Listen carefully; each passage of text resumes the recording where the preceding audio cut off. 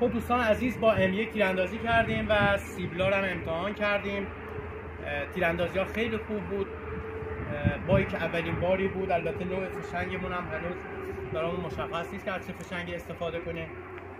فشنگ ها فله‌ای بازاری بود استفاده کردیم. با این حال تو فاصله 265 270 متری 5 تا فشنگ 3 تا به سیب برخورد کرد که همینطوری که دیدیم توی تصویر توی ویدیو.